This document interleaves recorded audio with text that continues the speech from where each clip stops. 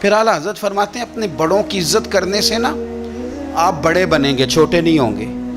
بڑوں کا احترام کریں، آپ بڑوں کا اکرام کریں، آپ بڑوں کے ساتھ اچھے طریقے سے پیش آئیں۔ آپ فرماتے ہیں میرے رسول پاک کہتے ہیں نبی پاک صلی اللہ علیہ وسلم کے چچا کے بیٹے عبداللہ ابن عباس، حضور کے چچا کے بیٹے، اتنا بڑا خاندان تو نہیں نا ہو سکتا جتنا میرے نبی پاک کا خاندان بڑا ہے۔ حضور نے دعا دی حضرت عبداللہ ابن عباس کو، لیکن وہ شاگرد تھے حضرت زید بن ثابت کے، ان سے حدیثیں سنتے تھے۔ تو پتہ ہے اتنے بڑے خاندان کے ہونے کے باوجود حضرت زید بن ثابت استاد تھے۔ اعلیٰ حضرت لکھتے ہیں ایک دن حضرت زید بن ثابت گھر سے نکلے گھوڑے پہ، جناب عبداللہ ابن عباس حضور کے سگے چچا کے بیٹے نکلے، جناب زید بن ثابت ان کے استاد ہیں، تو شاگرد نے دوڑ کے استاد کے گھوڑے کی لگام پکڑ لی اور آگے آگے چلنے لگے جس طرح کوئی خادم چلتا ہے۔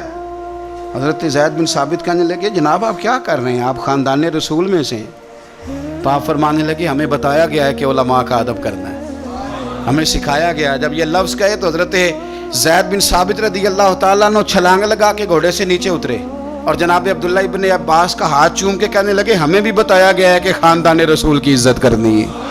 ہمارے بچے نا آج کل ادب سے اس لیے خالی ہیں کہ ہم صرف اپنا ادب کراتے ہیں۔ اگر سب کا ادب کرائیں گے تو انشاءاللہ وہ ہمارا بھی ادب کریں گے۔ امام کسائی رحمۃ اللہ علیہ سے ہارون رشید کہنے لگا میرے بیٹے کو گھر آ کے پڑھا دیا کریں۔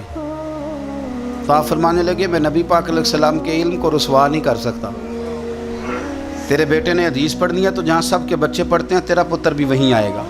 اس نے کہا جی ٹھیک ہے میرا بیٹا وہیں آ جائے گا، لیکن اسے تھوڑا الگ سے ٹائم دے دیں۔ فرمانے لگے کوئی ٹائم الگ نہیں، ساری کلاس میں جہاں سب بیٹھیں گے تیرا پتر بھی وہیں بیٹھے گا۔